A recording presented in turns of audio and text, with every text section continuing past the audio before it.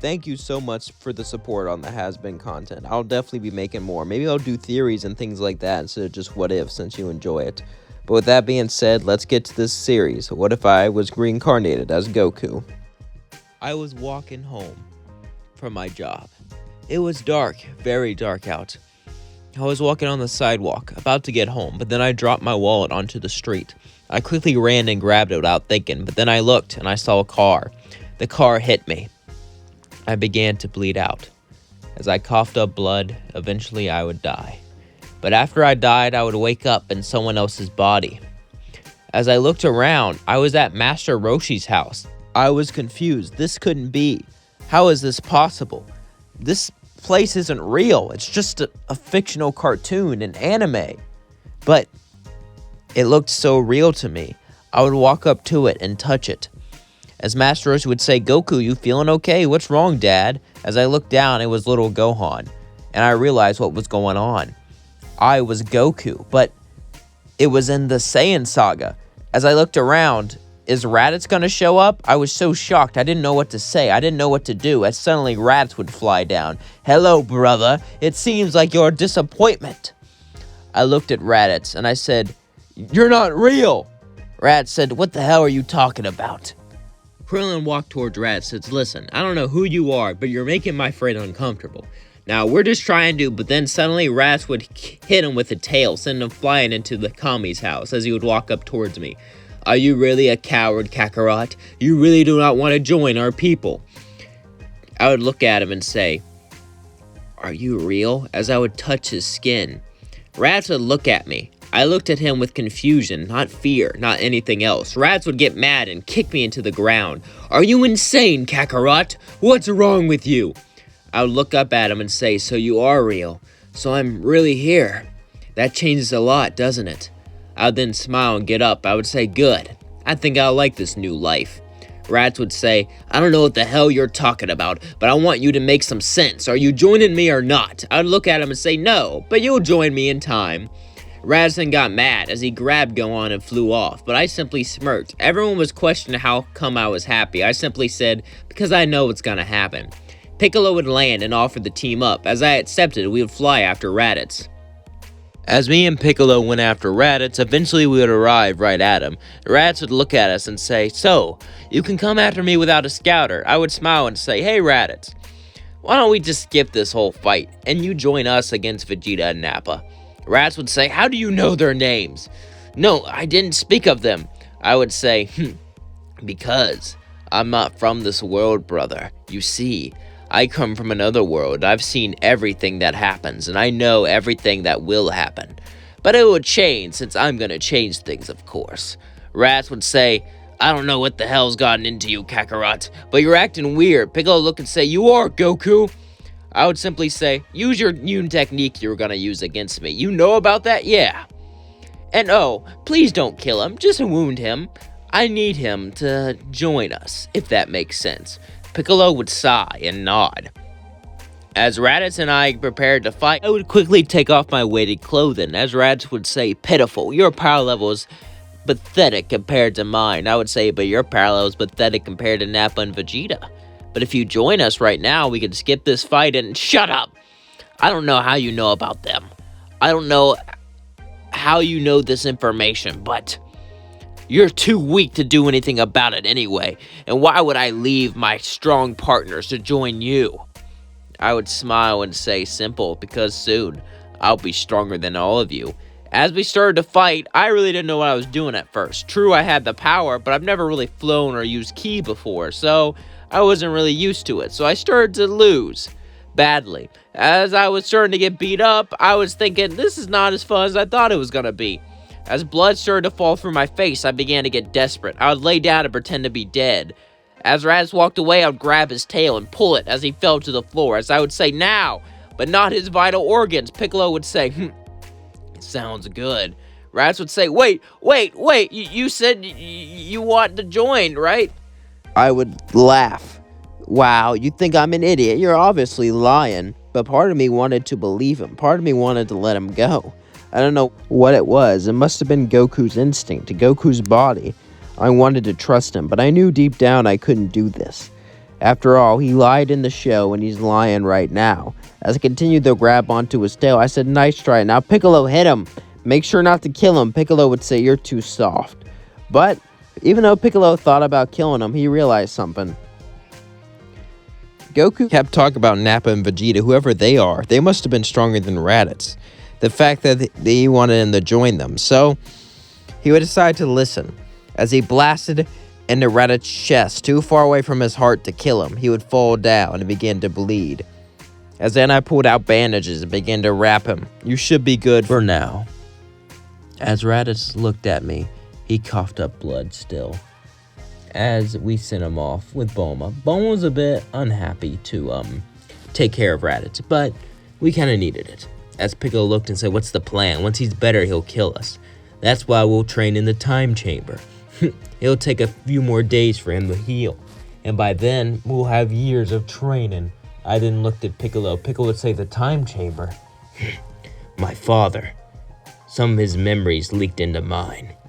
I do remember that place. Let's train. Although, remember, as soon as they're defeated, I will kill you." I simply looked at Piccolo, knowing that's not true, knowing he'll actually become my best friend. So I simply smiled and said, "Okay," and walked off, and Piccolo was annoyed. As we went to the time chamber, eventually we would both enter. Kami didn't want us to go in. He said it was dangerous and unsafe, but I didn't care. It was time for both of us to train. As me and Piccolo started to train, I wasn't used to using ki or anything like that. Sure, my body knew how to use it subconsciously, but I didn't, so I was sloppy. Piccolo picked up on this and yelled at me. He said it was for having a family, and I looked at him and said, "It's not that. It's because I'm not myself anymore. I don't enjoy the same things I enjoy." I just started to lie. I don't know why. I could have told Piccolo the truth, but would he believe me? Would he think I was insane? Would he just try to kill me? I decided just to lie and tell him I was depressed, and that's why I was acting weird. That made sense, but that wasn't like Goku at all. It seemed like I was really changed. I didn't like family life. Piccolo was shocked, but he couldn't think about it much now. We trained, and I got used to using ki. I got back into the groove, as Piccolo saw, and our power grew exponentially. I thought about trying to become a Super Saiyan, but I had to actually be able to be a good fighter before I did that. As we trained for an entire year, our power level skyrocketed as we walked out of that chamber. As then I looked at Piccolo and said, "Could you train my son for a year?" He would say, "What? Why would I do that?" I would laugh and say, "So you can bond with him, of course." "Bond? You're insane. Pretty please?" Ugh. I think he needs a teacher to become strong. He has great potential like me. Better than me. He's stronger than me. At least he has the potential to become stronger than me. And I want you to see that, Piccolo. Piccolo would look at him and say, "Fine." As Piccolo had a vision of him dying, but this went away. Is he no longer going to die? He was confused. Maybe if he trained Gohan, he would be able to stop it. So he decided to agree, and he took Gohan into the time chamber. Gohan would be scared and confused. Why would I do this? Why would I let Piccolo just beast train him? As he would train with Piccolo, though, he would start to bond with him, and Piccolo would bond with him too. Even though there was less of an incentive, considering that I didn't really die. However, that didn't really matter, because deep down, Piccolo wasn't a bad guy. He was just following his father's footsteps, trying to live up to his reputation, trying to live up to his dreams, but he didn't really want that. And as he trained, Gohan became stronger, and Piccolo could see his potential. He could see what I was talking about. And as he walked out, he would smirk and say, "All right, next round, you and me." I would say, "Nah, I think I would train with my brother instead." I would fly down with a sensu bean. As Raditz was being taken care of by Bulma, I would say, "Hey brother, how are you doing? Are you here to gloat? Why did you do this? Why did you spare me? So you can torture me? No. Eat this." I'll throw him a bean. He would say, "You really think I would fall for this poison? Why would I poison you when I can kill you now?" He would eat it as suddenly he would heal. He would get up and say, "Are you that stupid to heal me like this?" I would laugh and say, "Oh brother, I need your help. Besides, I know you have a grudge against Vegeta." So I would throw him the scouter and say, "Use it." As he used the scouter, he would see my power level 5 times what it was before. It even dwarfed his. How are you this strong? I'll show you. And you can become this strong too. And together, we can defeat them. He was hesitant, but Raditz took my hand. As brothers in arms, I've already changed history. Raditz has survived, and now we'll easily be able to beat the Saiyans with my knowledge. As Raditz took my hand, we began the train. We went into the time chamber to use up my second year and use up his first year. As I looked at him and said, you might have to go the next one alone, even though the gains will be far less significant. I need you to get a lot stronger, brother. I want you to feel the power that I feel, and to get what you want. Revenge on Vegeta for looking down upon you. Revenge on Nappa for making you look weak. I know you have some pride. You're a Saiyan warrior, and you're tired of being under the elite's thumb. Raditz would say, shut up, you don't know me, and how do you even know their names to begin with? I would smirk and say, I remember more than what you think, as it was time that I lied.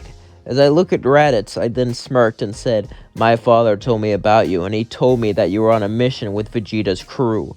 So, I had a plan. As soon as I landed on the planet, I would prepare for you to come back, and together we would team up and defeat Nappa and Vegeta. Maybe convince him to join us to defeat Frieza.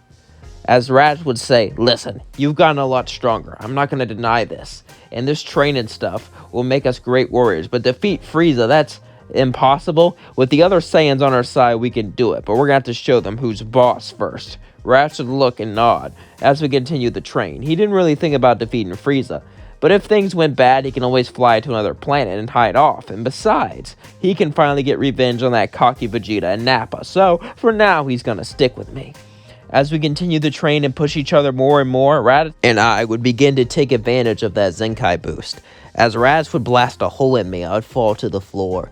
I never felt this much pain before in my life. As I coughed up blood, Raditz gave me a senzu bean as I ate it. Luckily, it was just in my leg, so I could easily digest it. As I got up, I began to do the same thing to Raditz. As we used Zenkai boost after Zenkai boost, we've grown much stronger. As the year came, the Saiyans finally landed. As Vegeta and Nappa walked out, suddenly I and the rest of the Z Warriors would all fly down. Piccolo and me and Raditz were all extremely powerful. I was just below Vegeta, barely, and Raditz was below me, and Piccolo was near Raditz's level, just slightly below him. As we all got ready, we knew what we had to do. Vegeta would say, so, Kakarot, you've become far stronger, and even convinced one of your brothers to betray us.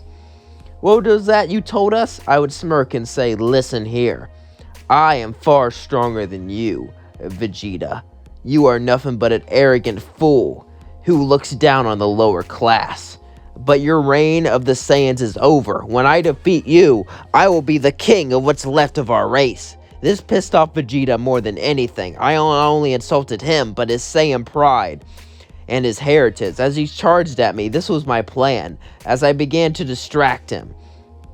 As he was distracted, Raditz took the cue and began to charge the Ki Blast. As he did, Nappa would charge at him, as suddenly Gohan would charge in and kick Nappa to the ground. As Nappa got up mad, Piccolo would step in. Nice job, little guy, but I got this. That's good practice, though. Hey, Nappa, you think you can give me something worthy to fight with? What do you mean? Is this really all the power you have? If so, you're letting me down. That's what I mean. Nappa would then get pissed as he would fight Piccolo. You dare insult me, Slugman? I'll show you the might of a true Saiyan warrior.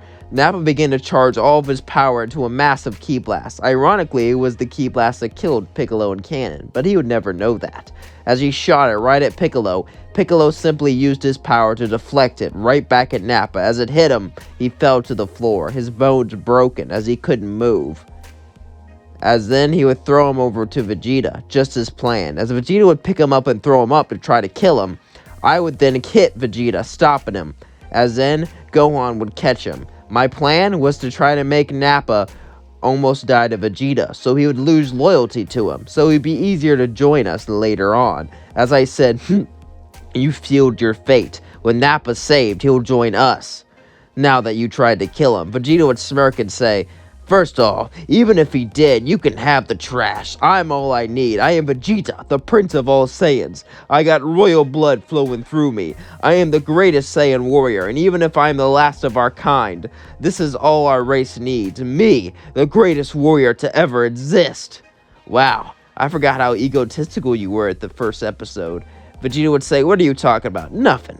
Let's continue this fight, I would say, smirking. Vegeta would look at me and say, you're such a cocky bastard, Kakarot, and I don't know why. You're low-class trash. I don't care how much you've trained. I don't care how much you've grown. You are still nothing compared to me, because I am Vegeta. You basically gave this speech with different words. Suddenly, Vegeta was full of sharp pain through his tail. As he looked, it was gone. As Raditz blew it up with a ki blast. As I looked back at Vegeta, well, seems like your little tail is gone. Looks like you can't turn into a great ape now. Vegeta would say, you think I'll need that against you? Pitiful.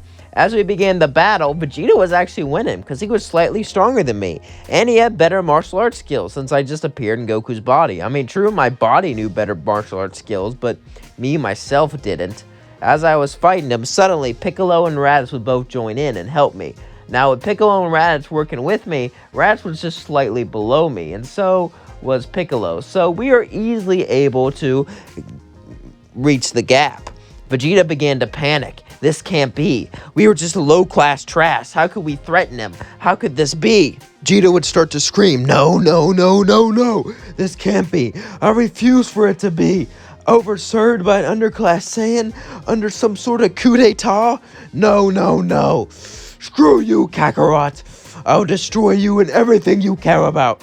He began to fly up in the sky as he charged the Gallic gun and pointed it right at the planet. As I jumped in and charged the Kamehameha and Raditz charged a double Sunday, we both hit the Gallic gun with everything we had. As we kept pushing it more and more, suddenly Piccolo would charge a special beam cannon and shoot it right through Vegeta's back.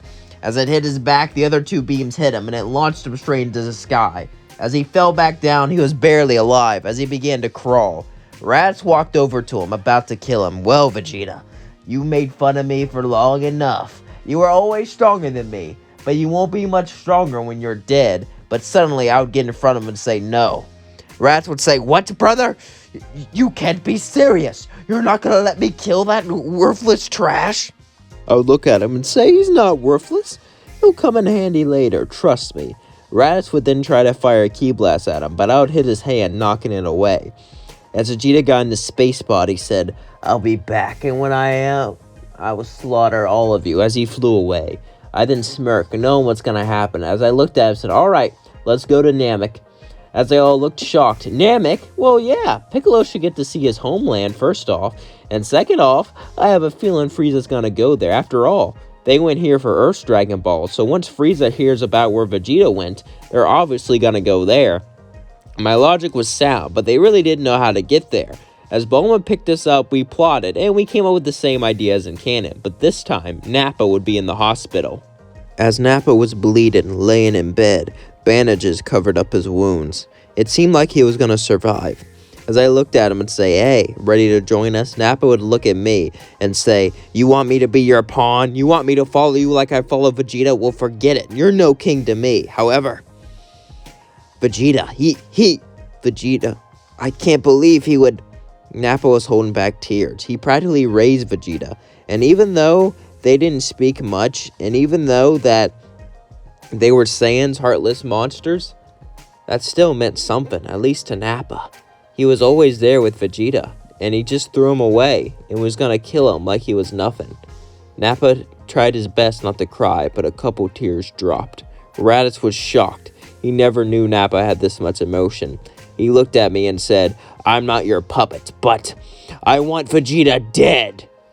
I then smirked and said, alright, that's enough motivation for now. So here, have a senzu bean. I'd throw him a bean and Piccolo would say, what are you doing? Eat this and you'll heal. Nappa ate it as he got up and said, where's our next mission? I would say, Namek. I guarantee Frieza will go there, so then Vegeta will also go there. For those Dragon Balls, we just have to make it there before them. If we can wish that Frieza can't harm us or immortality or something, we'll be okay. Nappa would nod and say, got it, and we'll kill Vegeta along the way. I would try to bring Go on with me, but Chi-Chi wasn't really taking that, so she yelled at me, and since all our friends weren't dead, there really wasn't much of a reason to go. Well, there was still reason. After all, we don't want Frieza to become immortal, but a lot of people didn't know who Frieza was, so it was just me, Piccolo, Raditz, and Nappa, who were going off to Namek. As we got into the spaceship, we began to train, just like in canon, but this time it was all of us. I was sure my power level would skyrocket, and together we'll take him down, but I knew the real way to defeat Frieza. It was to become a Super Saiyan, and I had an idea how to achieve. As we were going off to Namek, we would all be training. Me, Piccolo, Nappa, and Raditz were all getting much, much stronger. Piccolo didn't grow as fast as the rest of us did. However, I knew he would catch up thanks to fusion. You see, when Namekians fuse, their power grows exponentially, not only combining, but multiplying. So when he fused with Nail, I knew he would get a lot stronger. Maybe he can also get his potential unlocked with all of us. Who knows? I did know I'd be a Namek way faster than in canon. As the months passed, we got stronger and stronger and stronger, until finally it came time for us to hit Namek. We hit Namek the same time Gohan and Krillin did in canon. As we landed, we all got out and began to look. I wanted to find the Grand Elder to unlock all of our potentials. As I looked at him and said, "Follow me," I began to fly. As Rad says, "What are you doing?" "I just have a feeling," I said. Earth has a Grand Elder, so Namek must have a Grand Elder too, I would say, looking at them. And if we consult the Grand Elder, we can get what's left of the Namekians to join us and help fight. After all, there has to be some warrior Namekians. The rest would listen, except for Nappa. Nappa didn't care about any of this. He just wanted to kill Vegeta. Vegeta threw him up and was going to kill him. He didn't really care about our dumb mission or anything like that. All he wanted was revenge, but he went along with it, as Nappa and us kept searching and searching, eventually would find the Grand Elder. As Grand Elder Guru would look, he would see me and the others. Grand Elder Guru could see something inside of me. He could tell I wasn't like most Saiyans, since I wasn't trying to kill him at all. As I would say, "All of you, go out there. We will be a minute." He would say, "But why?" "Trust me and him have some things to catch up on." They would leave, and I would say, "When you grant my potential, you can see my memories, yes?" Grand Elder Guru would say, "That's right. Then it's time for you to know who I truly am." Grand Elder Guru would put his hand over my head. As he would start to see through my memories, he would realize that I'm not from this world. He would take off his hand from my head and say, "What do you wish to accomplish?" "On my other world, I was a loser. I didn't have much. A dead-end job, a family that didn't care about me, a pathetic excuse for a love life. To be honest, my life wasn't worth anything. But here, I'm worth something. I want to keep that, and I want to protect your planet. So unlock my potential and unlock the others, and let Nail fuse with Piccolo." Guru would look at me and say, "Fine, but you'll have to suffer the consequences." "What do you mean?" Guru would say, "You're not the only one who's been reincarnated. I can feel it. Others out there. You'll find them. And when you do, it will be a hard battle, especially if they know as much about this world as you do." I would simply nod as I walked out. I would tell the rest to get in there and get their potential unlocked, and Piccolo would fuse with Nail, becoming extremely powerful, even more powerful than me slightly. With all that intense training, getting his potential unlocked, and fusion, we were all pretty strong, so we decided to go after Frieza. But Nappa and Raditz would both disagree, saying we need to take out Vegeta first, as they held a grudge against him. We would all continue to argue, but then we felt something. A huge power spike up. It was Frieza, and he was pissed. Frieza was pissed. This was around the time where Vegeta stole all of his Dragon Balls. Frieza couldn't believe it. Vegeta got them all. However, I knew Vegeta needed a password to collect them all, and there was no way he'd be able to get that damn password, so I wasn't really worried. As I simply just smirked, I was ready. I knew what to do. I looked at him and said, "Let's destroy Frieza, then we'll go after Vegeta. Besides, Vegeta is, how do I put this? Not really that important if we all die. If we die, our grudge against Vegeta won't matter." Nappa and Raditz didn't like it, but they had to go after Frieza first, especially Raditz, He thought about running away, but he became so much stronger. With all that training with us, if he ran away, it would kind of be worthless. So, reluctantly and scared, he decided to join. Frieza would be in his spaceship as suddenly the ground began to shake. I threw up an artificial moon, as it made Raditz and Nappa become great apes. And I would simply just eat a senzu bean right after, so the whole, ki drain that from it doesn't really matter. As they charged in, Piccolo would turn giant and attack the spaceship, as I would fly in my normal form, not able to transform. Technically, this made me the weakest, but I knew I could transform to a Super Saiyan. I've been trying. All I really needed was anger, and since I became attached to them, hopefully when they died, that would be enough for me to transform. As suddenly, Frieza would come out and began to get pummeled. Great Ape Nappa and Raditz both pummeled Frieza with everything they had. This would piss Frieza off more than anything. Suddenly, a bunch of monkeys just jumped him. Literally, giant monkeys. What can he do? Anger started to fill his body. He couldn't believe this. All these Saiyans, all of these people just showed up out of nowhere and they insult him like this. Make fun of him. Every punch was an insult to his ego, an insult to his pride. Frieza wasn't a very prideful person. He was all about power and control, but he hated being showed up, and he hated having someone stronger than him. He already had to deal with Beerus and Majin Buu, but now monkeys? No, he couldn't let this stand. As he began to blast the ground, everything began to shake. As Frieza put all of his power into a blast, causing almost the planet to blow up. As suddenly he began to yell, transform, and he started to transform. I looked at it and said, go into your final form. That little form. And I began to explain what it looked like. Frieza was shocked that I knew about it, as he transformed straight into it. As he would say, how did you know about it, monkey? I would laugh and say, let's just say I'm a fan of yours, Frieza. A fan, yeah. And I think joining you would be quite interesting. I brought you these people so I could kill them and prove my loyalty. Everyone else was shocked. As suddenly then, I would try to kill Frieza by blasting him straight in the back with everything I had as his guard was down. But he expected that, so before I could even blast him, he grabbed my hand with his tail. Oh, you thought you could outsmart me like that? I've been playing tricks like this for years, monkey. No one can out-trick me, as he threw me to the ground. Piccolo thought this was suspicious. Goku would never pull a trick like that. I can't be the real Goku, he thought, but that's impossible. He had to shake that thought away because he was trying not to die, though. The rest of the Saiyans, they didn't really know me that well, so it didn't really cross their minds. As the great apes charged at him, he said, this is getting annoying, as he cut off their tails with death slicers, as we all three began to battle him. Frieza was starting to get pushed back, which pissed him off even more. So he shot death beam after death beam after death beam. We dodged them pretty well, but eventually one of them would hit Raditz straight in the face, killing him. As he fell to the floor, my brother was dead. This should be it. I should transform. As I tried again and again and again, I yelled. I got angry, but no matter what I did, I couldn't transform into a Super Saiyan. As suddenly, Frieza would also cut Nappa in half with a death slicer. As Nappa fell down, his blood hit the floor. Then he would knock Piccolo to the floor and grab him with his tail and begin to choke him. I was frozen in fear. No matter what I did, I couldn't move. I wasn't Goku. I wasn't a hero. I was just some guy with powers playing the role. I was just some guy with powers trying to be like him. I was nothing like him. I was weak. I was pathetic. I was worthless. He would throw Piccolo to the ground and began to step on his head and squeeze it. If he died, the Dragon Balls on Earth would be useless. But no matter what I did, I just couldn't stop him. I couldn't save him. But suddenly, someone would blast Frieza in the back. As he turned out as Vegeta, I was shocked.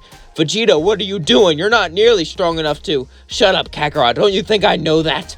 I realized since I couldn't get my wish, I was going to die. The Saiyan race will die, but it will die fighting. I am Prince Vegeta, a proud Saiyan warrior, and I will die with my race. As Vegeta charged in, Frieza shot him with a death beam like he was nothing. As he fell to the floor and began to breathe out, Frieza then looked at me and began to laugh. Your race is pathetic, and you'll die with them. Just then, tears began to fall, and I realized something. Vegeta changed in this timeline. He was willing to give up his life. just to die with his race. That's how much his race meant to him. That's how much his pride meant to him.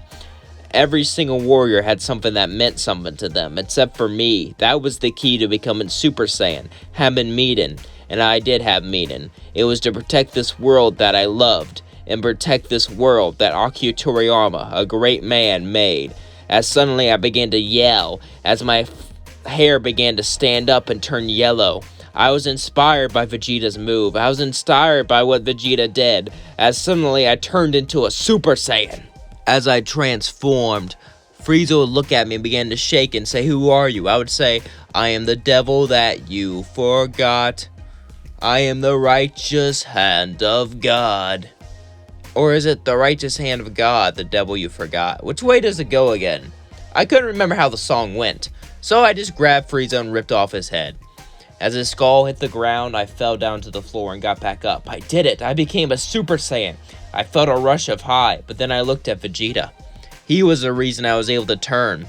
Him giving up his life for his pride, for his Saiyan race, made me realize how much it meant. Not only to him, but to me now. I would get down on the ground and say, "Don't worry, I'll wish you back, friend." As I saw Piccolo unconscious, I would grab him and get into the spaceship. As I left, Namek was almost destroyed. The planet wasn't as damaged as our timeline, but it still needed repairs. Luckily, the Dragon Balls could be used for that. We cut to me. I landed on Earth not too long after. Mostly everyone was dead though, except for Piccolo. I would get the Dragon Balls and wish for everyone who was killed by Frieza and his men to be brought back to life. This included Vegeta. As suddenly his body would stand up, he would walk towards me and say, "Why? Why bring me back?" I would look at him and say, "Your sacrifice, your courage helped me win. You see, when you were fighting, when you were giving it your all, when you gave that speech about your race, it inspired me. And without you, I could have never achieved this." As suddenly my hair would turn yellow. Think of this as a thanks for helping me reach Super Saiyan. Now I'll help all of you reach it. They were all shocked, and Nappa and Raditz didn't really like the idea of helping Vegeta reach Super Saiyan. And they didn't even know that was possible. More than one Super Saiyan sounded far-fetched. Even the idea of Super Saiyan sounds like a made-up legend, but it's real apparently. We were all talking and discussing it when suddenly Piccolo would grab my shoulder and say, "Can I have a word with you?" Piccolo would bring me back and I would say, "What's wrong?" Piccolo would then look at me and say, "Listen, Goku. I know that you're not the real Goku. I don't know who you are or how you got that body, but spill it. Tell me right now, right here. I know for a fact you're not him. You've been acting differently ever since I fought you. But I didn't know Goku that well. I've heard stories about him from my dad, but I haven't really been around him that much. So I had no idea of talent. But seeing you change, seeing how you act, seeing how you talk, it's not Goku. Who the hell are you?" I would sigh and look at him and say, "I'm Goku now. Listen, you may not believe me, but there's a world beyond this one. A world where no one has powers like this. I died and I woke up in Goku's body." Piccolo would look at me. That story sounded asinine and made up, but it was true. What kind of world doesn't have ki? What a pathetic excuse for a planet. Piccolo then looked at me as I looked up at him. And to be honest, it may be selfish that I took his body, that I took his life, and I don't know where he is. Maybe he has my old pathetic life, but I'm happy. Because I was a nobody on that world, but now I'm Goku. Now I'm the hero, and now I can actually do something. Piccolo would look at me and nod. As then I had an idea. As I looked and said, "Wait here," as I started to fly off. "What the hell are you doing?" Piccolo said. I'd look at him and say, "Fixing something before it starts," as I flew off. I flew straight to Capsule Corp. I knew the Android Saga was coming, and it would be fun to fight them all, but to be honest, I already got Nappa and Raditz and Vegeta, and I can teach them how to turn Super Saiyan, so that'll be enough fun as I can have. Besides, if Cell comes back and there's no one to absorb, he can't really win.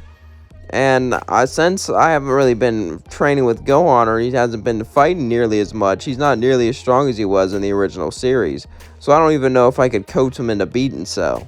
So just to get all those thoughts out of the way, I decided to do an un-Goku-ly move and just get rid of them now.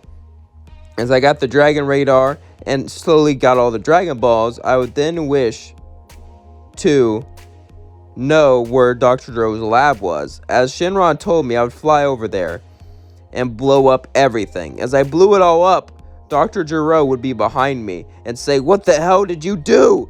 I didn't even get to finish making any androids. Ugh!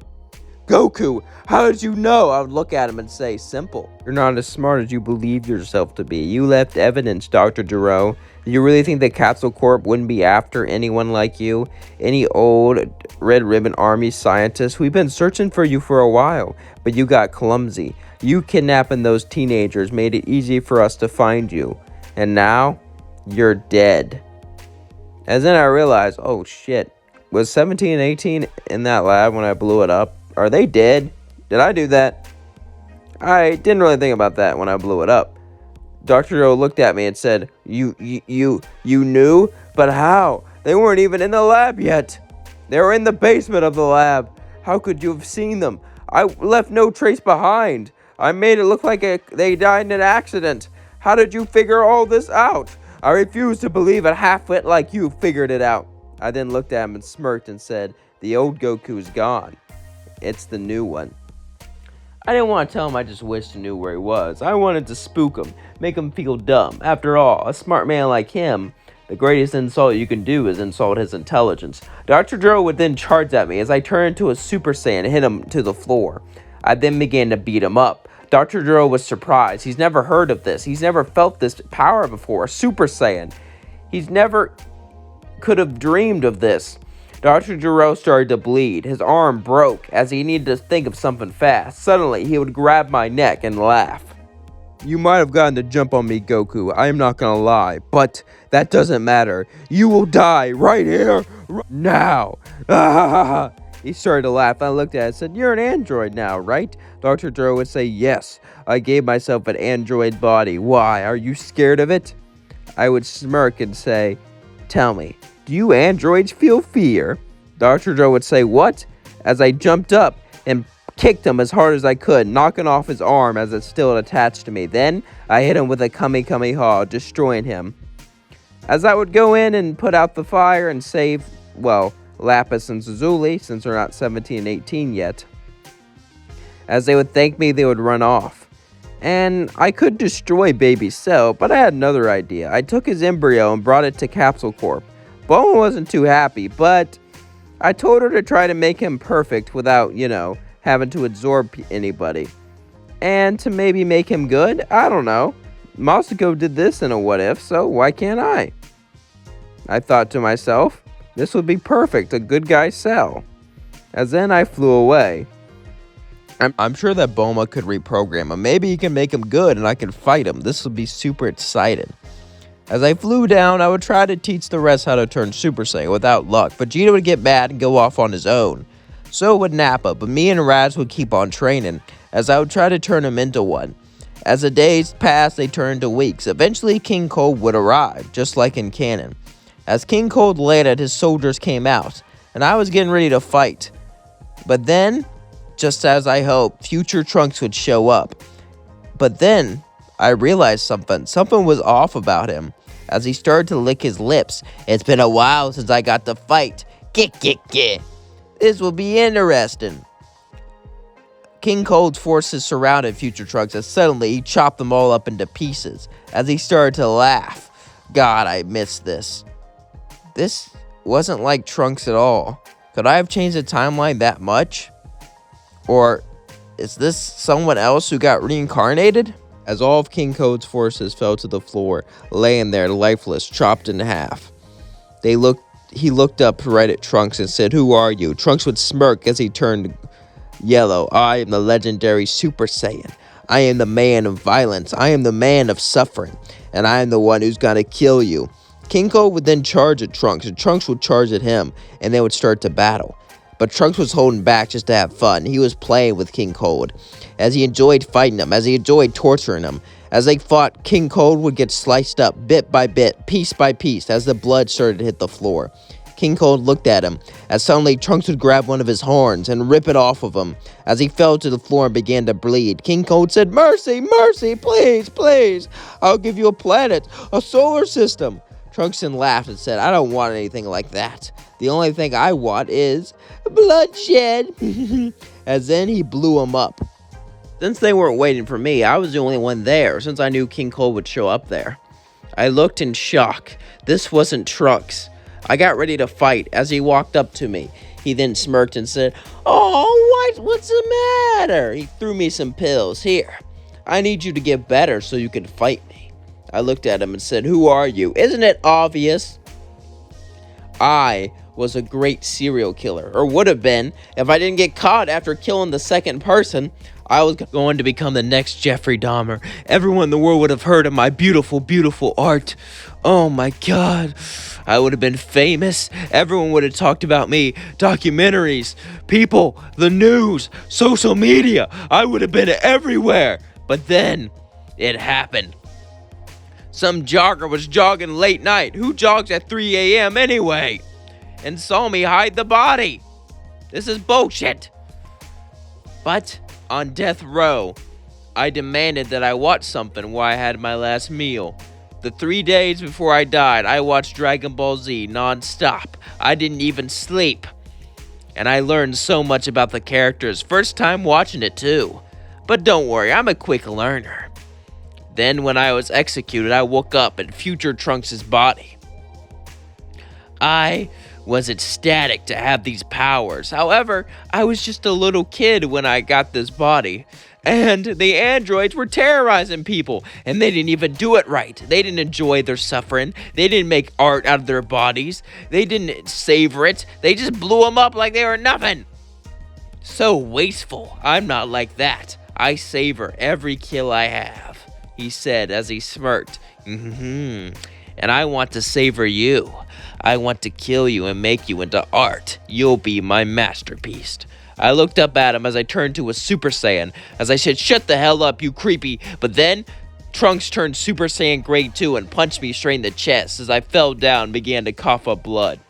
He looked at me and said, "I want a challenge. How about I'll show up the same time the androids did? On the same island, too." He would then tell me the coordinates as he threw me pills. "Get better, Goku. Or whatever your real name is." My real name was Jack. But it doesn't matter. Trunks Jack, the entire world would see my beautiful art and you'll be my masterpiece. Goodbye. As suddenly he left. It seemed like there'll be a new threat, and this threat wasn't Cell. It wasn't the androids. It was actually Trunks. Ironically, the one sent to protect us was now the biggest threat. Trunks would go back to his future timeline, but before he did, he gave me a warning. In 1 year time, he would show up to cause mayhem and havoc and make beautiful art out of this planet. As then, he left. As Trunks left, I got back up, not knowing what to do, but I had to train. But what was I gonna tell everyone else? I just didn't know. As I started to fly back to the others, Piccolo would fly towards me and said, "I was nearby and I heard everything. Seems like someone else is like you, huh?" I would nod and say, "Yeah, and he's bad, really bad." But then I would smirk and look at Piccolo. "You know, I have a plan. First, let's do it the more interesting way, because I want to have fun. But if that fails," Piccolo says, "Shut the hell up. You want to have fun? Have fun? You're not even the real Goku. Goku might be gone forever because of you. And now there's some mass murdering serial killer here to kill us all, and you want to have fun?" I looked at Piccolo and I said, "You're right. We have to do this responsibly." I would tell Piccolo what to do. As he left, I would go to the others and try to make them all reach Super Saiyan. I would look at them all and say, "A year's time, a serial killer's gonna come here. You see, in the future, androids killed us all and destroyed everything. However, someone survived, and they became insane over time and eventually defeated the androids, and now they want to come here to cause havoc." They would all be shocked, as Nappa would say, "So they want to have a good time, huh? Reminds me of the good old days. We'll be able to stop them." Vegeta says, "I don't need you slowing me down," as he flew off, but I said let him go. He'll reach Super Saiyan, trust me. But the key is anger. It's time to train like you've never trained before. It's time to push yourselves like you never pushed before. And I'm not gonna push you just physically, but emotionally, so you all better be ready. Raditz and Nappa would nod, and as I trained, I kept Nappa and Raditz far away from Capsule Corp, so Vegeta could still, get it on with Bulma. I hope only future Trunks is reincarnated evil. Otherwise, I may have just made a big mistake. As things went like canon for Vegeta, I trained Nappa and Raditz. As I trained them more and more, I'd break their bones, break them spirits, and break them again and again, pushing them further and further and further. Now, this was kind of hard for me. I didn't like being mean. I didn't like yelling, doing all that. So I just kind of acted like a drill instructor as much as I could to actually, push them. And they were kind of used to it. But eventually I had to get on their nerves. I knew anger was the key. I would start with Raditz, as I would grab him by the hair and start to pull him. You're nothing but a weak, pathetic runt that lost to your own brother. What does that say about you? So pathetic. All I had to do was pull on your tail. I didn't even have a higher power level than you. And yet I still won. That's how worthless you are. You're nothing but a pathetic punching bag that was below Nappa, below Vegeta, below me. You're nothing, Raditz. You are trash. Even below me. Even compared to trash, you are trash. As that struck a nerve with Raditz, Raditz would start to yell, "Shut the hell up! Ah! I'll make you pay, you bastard!" As his hair started to turn yellow, he passed out. As I said, well done. Alright, Nappa, let's try the same with you. I would try a different approach, as I would smirk and say, "You know Vegeta, right?" Nappa would say, "Yeah." Threw you away like you were nothing, like you were trash, after you practically raised him, after you fought together, after you killed together, after everything you went through. He just threw you up in the air, ready to kill you once and for all. That's how much you mattered to him. That's how much you're worth. Nappa would say, "Shut up, shut up, shut up. You might say that with the Raditz, but you can't say that to me. I am Nappa, an elite warrior." An elite warrior? Your race is almost dead. The Saiyan race doesn't matter worth anything. All it is an ancient race of monkeys that was wiped out. We are what's left. I knew Nappa didn't have as much pride as the Saiyan race as Vegeta did, but he was an elite Saiyan and proud of it, so he had to have some pride. This pissed Nappa off as he started to yell, "Ah! I know you're just saying this to make me angry, but to insult our entire race just for that? That is such insolence!" For a split second, I saw a spark of yellow light come from Nappa as he charged at me and punched me straight in the face. But then I looked at him and began to laugh. You two have potential. I'll make a Super Saiyan out of you two in no time. As months passed, I trained them more and more and more until they eventually both reached Super Saiyan, Nappa, Raditz, and I knew Vegeta would reach it on his own. With an entire squad of Super Saiyans, I think we can take on Trunks. Meanwhile, we cut to Trunks in the future timeline. Trunks would be doing his own training. As he trained, men and women surrounded him. As he kept on training again and again and again, Trunks destroyed the androids in front of everyone and rebuilt humanity. He was their king, in a sense. He wanted to rebuild the world in his image. However, he needed sacrifices. Every month, he would have a human sacrifice. As Trunks looked around, he said, "All right. Where's the next sacrifice?" Suddenly, they would give him a girl. As she would shake and say, "Please don't kill me." Trunks would say, Shh. It's okay. You're gonna be beautiful art." As he would pull out a sword and chop her in half, and began to make art with her blood, as Trunks began to laugh. "This is great." As Trunks slaughtered her, he enjoyed every second of it. This was his paradise. This was his utopia. Trunks was the king of this world. And since he controlled the media, he was able to hide this from the public. He wanted to be famous about being a serial killer. He wanted to show his art to the world. However, he also liked being praised as a hero, so he had an idea. The future timeline, he'll be the hero, the savior. And the other timeline, he'll be the artist, the man that everyone fears, who makes beautiful, beautiful art. And he can just jump back and forth. Since he doesn't really know about Beerus since he hasn't seen Super, he wouldn't really know anything about that. So, about how you shouldn't go back to between timelines. So, Trunks had it made. But he wanted more. There was also another reason he was going to the past. True, he wanted to make art. True, he wanted to be famous for his artistic brutality. But he also wanted something more. He wanted a fight. He wanted a challenge. His Saiyan genes, even though he was only half Saiyan, called to him. And he was going to answer the call. As he kept training more and more and more, fighting on further and further and further and further, every single day, suddenly, sparks would start to fly through his hair as he turned Super Saiyan 2 only a few days before he arrived.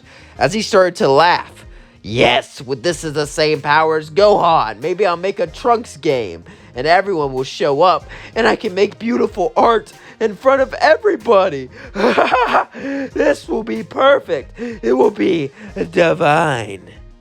Trunks would then go to the present. As Trunks went to the present timeline, he began to destroy a city. As he began to find people and cut them up with his sword, make art as he saw it. He laughed. He flew to them one by one. Sure, he could blow them up with a ki blast, but where's the fun in that? There's no passion in that. Eventually, though, someone would punch him in a Super Saiyan aura. As he looked, it was Vegeta. He said, "Oh, Father, you achieved Super Saiyan. Well done." Vegeta said, "What did you say?" "I'm your son. How else do you think I beat the androids? I have your DNA inside of me." Vegeta looked shocked. He couldn't believe it. Then he said, "Join me, Father. Together we can make beautiful, beautiful art." Vegeta just sighed and said, "Huh. I'm proud of you for defeating the androids. I really am. It shows I had a good influence on you, even if I died. However, I did not raise you to be a creep. Looks like I'm going to have to beat some sense into you." He laughed as he turned Super Saiyan 2. "Do you really think you could do that? For shame." As then suddenly hit Vegeta to the ground. As I and the rest of everyone else flew in, we all were Super Saiyan as we tried to jump Trunks, but it was no use. Trunks looked at us all. "You all be beautiful, beautiful masterpieces." But suddenly I started to laugh, and he said, "Why the hell are you laughing? Have you gone insane?" I said, "No. I used the Dragon Balls to wish for there be no time limit on the room, spirit, and time." Trunks would look and say, "Why does that?" Suddenly, Perfect Cell would fly in and punch him. Now, you might be saying, why is he perfect if the androids are not here in this timeline? Well, when Cell became semi-perfect when he spit out 18, he was able to become perfect again through a Zenkai boost. So I believe through training, he could become perfect. You might say that's dumb, but how would he become perfect if he already lost 18? Unless it's possible to do it without her inside of him. I think he could do it through training, but it would take a long, long time. So, yeah. Now, with me saying that, let's get back to the what if. Cell would look at Trunks and say, "Hello, I heard you want to make art. Well, I'm already the perfect masterpiece. Let's see what you can do." Trunks would say, "Even with Cell, I have achieved the form that will destroy him." As he charged, Cell simply turned into a super perfect form and punched Trunks, sending him flying. "I had years in that time chamber, boy. It doesn't matter that you have this form. I'm gonna win." As Trunks got up, he said, "Wait, don't you want to show how perfect you are? Join me together." Cell would then look at Trunks and said, "Why would I ever want to join a creep like you? You're disgusted and disturbing. You should be ashamed." Trunks would say, "Shut the hell up. You're not supposed to act this way. They change your personality. Damn it, damn it, damn it. Ah!"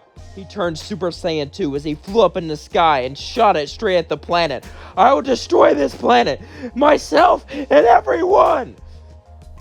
Except for you, Cell. Have fun being in space and being alone forever."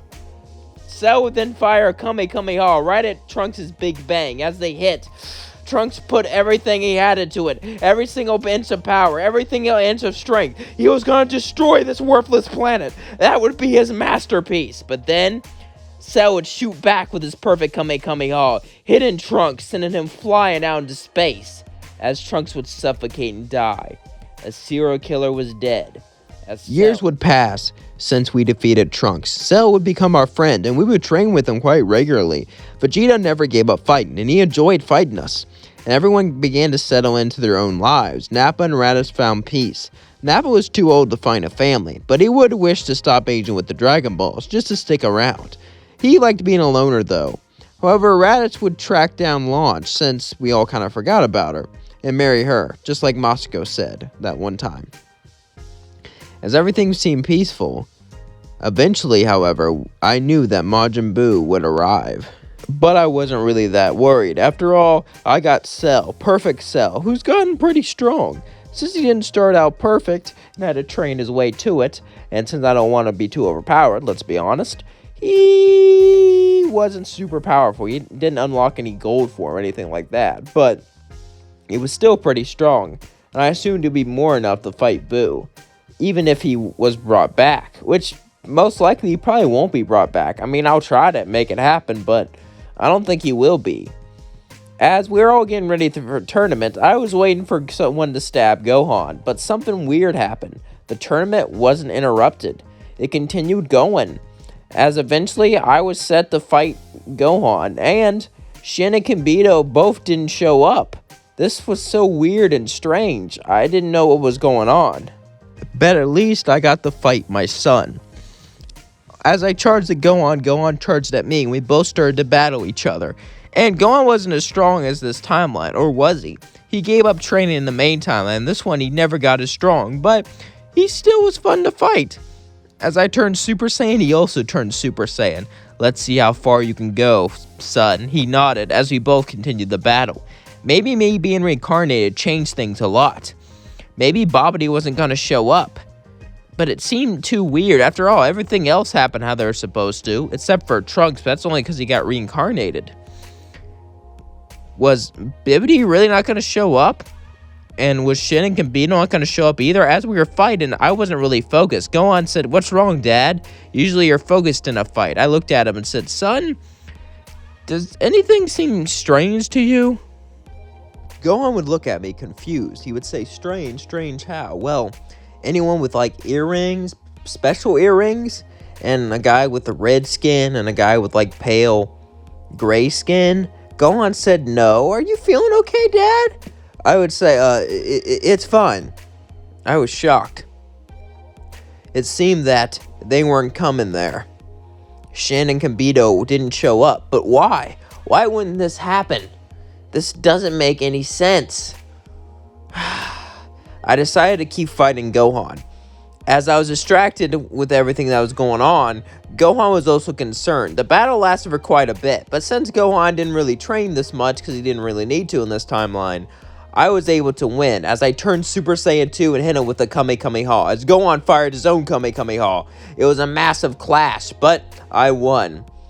After that, the next match would be Vegeta versus Raditz was ready. He was ready to get revenge on Vegeta. For so long, he was his underling. For so long, he was looked down upon. But at the same time, Raditz didn't hate Vegeta anymore. Vegeta had changed. Years has passed, and Vegeta never stopped giving up on fighting. Vegeta kept on going, no matter what happened.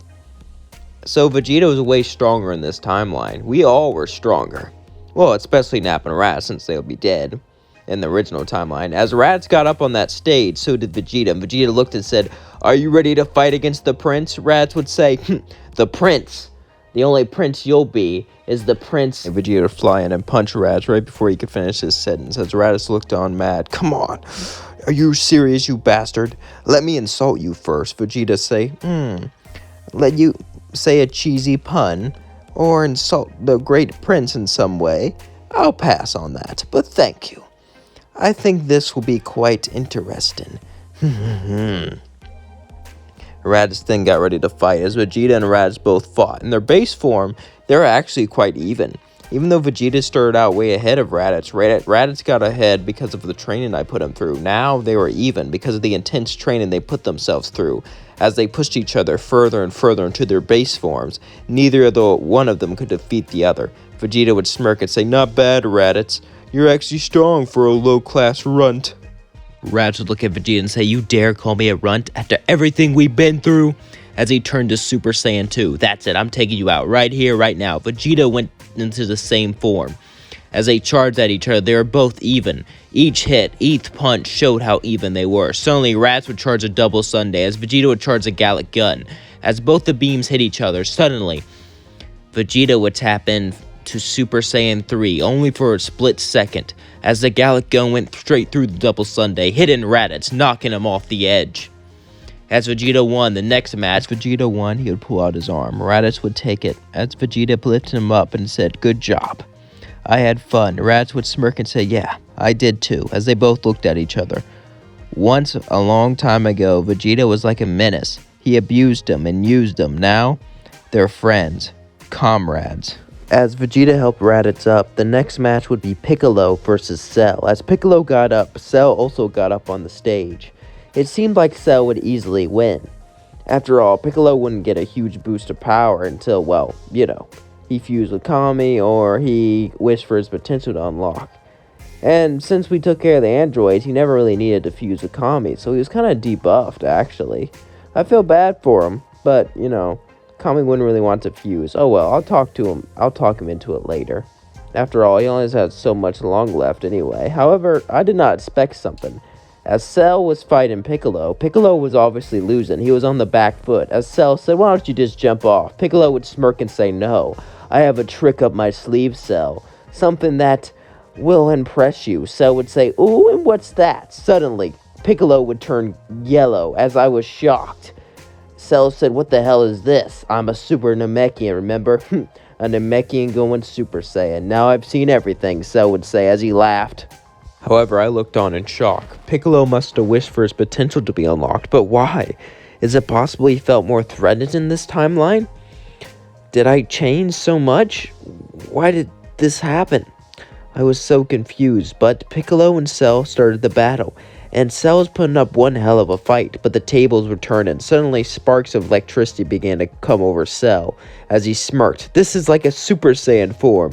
This is the power that I hold, Piccolo, and this is the power that you cannot defeat." As suddenly, Cell would charge a Kamehameha and hit Piccolo with it, send him flying into the sky. And as Piccolo went flying to the sky, Cell thought he won. However, Piccolo managed to chop off one of his arms, and as they hit the floor, they blasted a P-blast into his back, causing him to fall off the edge, making Piccolo the winner. As he fell down, Piccolo could barely stand. He clearly took the most damage, but he outsmarted Cell and won that way. And as Piccolo won, the next match would be Vegeta versus me. As then, we would both charge at each other and test each other's strength in our base form. And we are both impressed. I gotta say, I love being Goku, and I love this world. It seemed vibrant and, well, amazing. As we continued to battle each other, suddenly Vegeta would look at me and say, "You're hiding something, aren't you?" I would smirk and say, "You're hiding something too. You think I couldn't tell you're using some power when you were fighting Raditz?" Vegeta would say, "I was trying to keep it under wraps, but if you can see through it." Vegeta would turn Super Saiyan 3, as I would turn Super Saiyan 3 also. We both began to battle each other, and we were quite even. As Vegeta shot a Gallic gun, I shot a Kamehameha. As they hit each other, we began to push further and further and further with everything we had. But I had an ace up my sleeve. However, I decided not to use it, because I was curious who would win, Vegeta or Piccolo. I kind of wanted to see how strong Piccolo was, and I was kind of getting tired of fighting. True, I was in a Saiyan body, and I liked to fight, but I liked Vegeta too, and he kind of had a rough life in this one. His future son was a serial killer, he was kind of beaten up, and, well, he did kill himself to, for me to become a Super Saiyan, so I would throw in the towel. Of course, I wouldn't let him know this. As I let Vegeta knock me out of the ring, I fell down and got back up. Besides, I had another reason for losing too. I wanted to keep an eye out for Bobbity or anything suspicious. As Vegeta won, he was excited. He finally did it. He finally defeated me. And the next match was Vegeta versus Piccolo. Suddenly, Vegeta and Piccolo started to fight each other. As Vegeta was enjoying himself, he turned Super Saiyan 3 as Piccolo turned yellow. Both of them seemed to clash at each other more and more and more. However, since Piccolo wasn't nearly as strong as in Super, he was having a hard time keeping up, even with his yellow form. He was even, but Vegeta just had so much ferocity, it kept him on the back foot. As Piccolo felt like he was going to get knocked off the edge, suddenly, his body would turn big and orange as he would punch Vegeta, sending him flying off, as Piccolo was the winner. I was shocked to see Bobbity didn't show up, as Kami would fly down next to me and say, "You seem worried. What are you doing here? I was watching the fight the whole time. What's wrong? I would say, I was expecting some bad people to show up. Kami would smile and say, oh, that. Well, I used the Dragon Balls and wished for anyone who's not pure heart to not be able to see Earth from space. So, they probably just passed right by. I looked and said, really? Yep. And I can tell you're not the real Goku, but your secret's safe with me. Kami would then walk off. As I was relieved, it seems like the wish stopped Bobbity from showing up to Earth, so we just had a nice tournament. And it was fun, but I had to make a wish too now, since Piccolo is far ahead of all of us. Even my ace up the sleeve wouldn't beat him. However, it was still helpful, since my ace was, I had God Key. Me and Cell would be training with Vegeta. As Nappa and Raditz all looked around, it's been years, and soon Beerus was coming close. Any day now, Beerus would wake up and travel here, and I needed to reveal a secret to all of them. As I looked, I said, alright. Piccolo, you have that orange form, right? Yeah? So you'll be strong enough. You won't really need any God Key, but the rest of you will. Vegeta says, God Key? What the hell are you on about? I smirked and said, follow me. As I would walk into the chamber of spirit and time for a year to teach them all God Key fully, as then I'd look at him and turn blue. Nappa would say, what the hell is that? I can't even sense your power. It's a Super Saiyan version of Super Saiyan God. Vegeta would say, Super Saiyan God, yeah, I'm gonna teach you some stuff, but first, I need to get something off my chest that will honestly explain a lot. I took a deep sigh as I started to look at all of them, as then I said, I'm not actually Goku or Kakarot.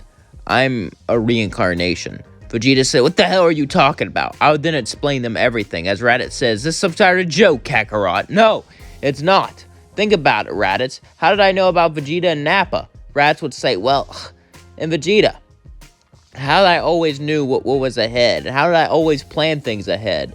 Vegeta and Nappa look at me and say, so we're just some sort of show? Are we even fucking real? Vegeta would say. As I said, wow, I never thought I'd hear Vegeta cuss, besides damn and hell. Well, Vegeta, as far as I can tell, yes, you are real in this universe, but I came from a universe where you weren't real, where everything was, well, fake.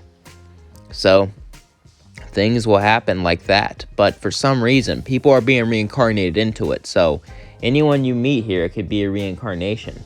That's why we have to be ready. I would nod as Vegeta would nod, as he said, so what are we preparing for this time? We are preparing for Lord Beerus.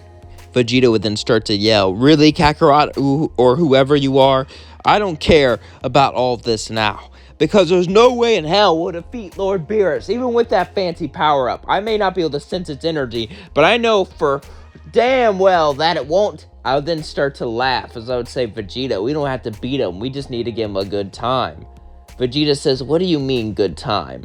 Cell would say, you mean a good fighting time, right? I would look at Cell and say, yeah, what else would, ew, oh god, no, of course I didn't mean it that way. Cell would say, okay, ugh, I don't know what Bulma put into you, but whatever it was, I don't like it. Anyway, we would start training. It would take a month, but in a month's time, Vegeta would be the first one to get the hang of God Key, as suddenly he would yell, as his hair would turn red. I would smirk and say, not bad, Vegeta. Do you want to fight me? You read my mind, Kakarot, as I would turn Super Saiyan God too.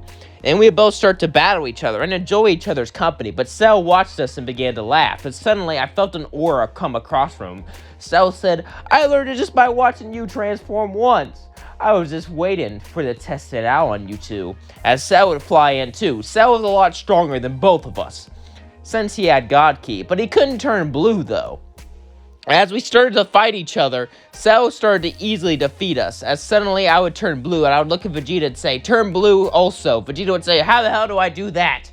Just add Super Saiyan to it. Vegeta would close his eyes as he would start to yell. He would start to get angry. He would think about all the times he was humiliated, all the times he lost to me, and all the times he was fooled by me lying. As suddenly he would turn Super Saiyan blue. As he transformed, suddenly we would cut to Beerus. Beerus would wake up from his sleep as he would look at Whis and say, is it time yet? Yes, my lord.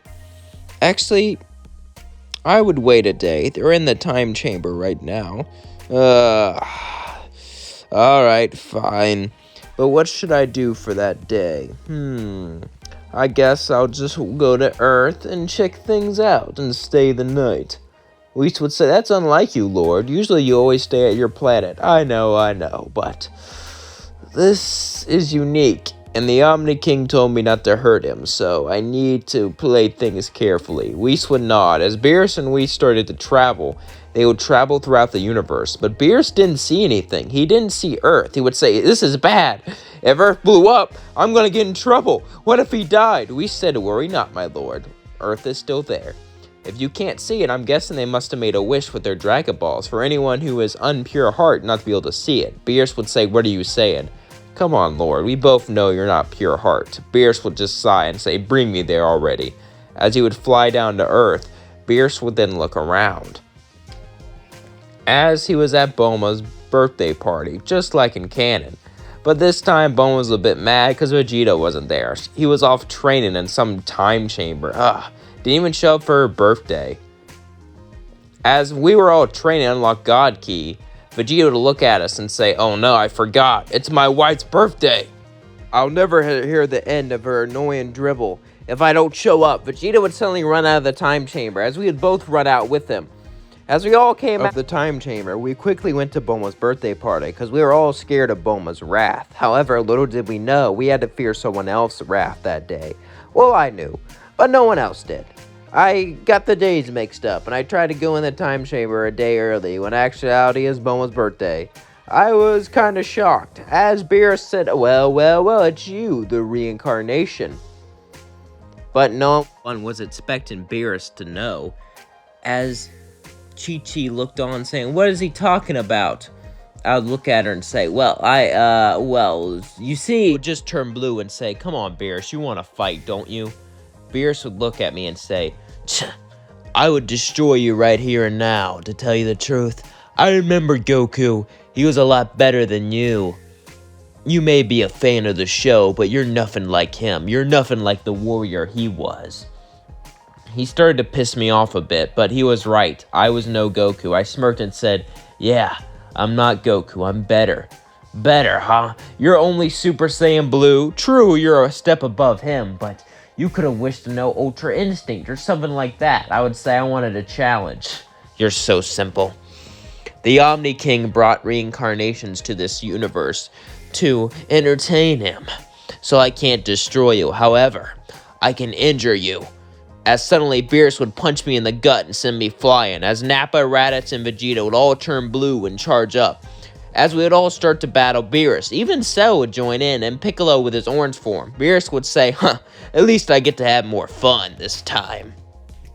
As Nappa would charge at Beerus, Beerus would look and say, now we got Big Baldy and Little Baldy. Seems Little Baldy is quite weaker than you, Big Baldy. As Nappa would say, shut up, stop calling me. Suddenly, Beerus would simply grab him by the tail and throw him down to the planet, knocking him out. As I said, what are you doing? Beerus would say, what? You think I would hold back and play with you like I did with Goku? No, I'm going to teach you a lesson. Doesn't matter how hard you train. Doesn't matter what technique you learn. You're still below me. Vegeta, I, and Cell, and Piccolo all charged at Beerus, but Beerus would look at us when in menacing intent. As Beerus would charge two Akais, he would throw it at Vegeta and Cell. As he would knock them both out, Beerus would say, don't worry. I didn't put enough energy to kill them. A lot of people are back here, a lot of people that shouldn't be here. You changed time quite a bit, gave yourself more friends, more people to admire you, just to boost your ego. I'd say, why are you being such a jerk? Beerus would say, because I quite was fond of Goku, and you took him from me, and I can't even destroy you. That's unfair. He would appear in front of me as he would grab my arm. The Omni King got bored of Goku, so he gave his body to someone else for an experiment. Once he gets bored of you, you'll be gone, and I'll get him back. But until then, I'm gonna have to tolerate you. Piccolo would say, calm down, Beerus. Beerus would say no, as Piccolo would suddenly shoot a special beam cannon. But Beerus would easily just deflect it and punch Piccolo, sending him flying down to the ground. His orange form was nothing to him. began to shake as I looked at Beerus, and Beerus said, "Oh, don't think about going to that little time chamber and training. That's how you always beat the gods in every single what if you do." "What if?" I said. "Oh, you don't think I know about your stupid little YouTube channel? I know quite a bit about you." "So, I'm gonna make sure that's not an option. We're gonna make a wish with the Super Dragon Balls that makes sure all time chambers in Universe 7 are inactive.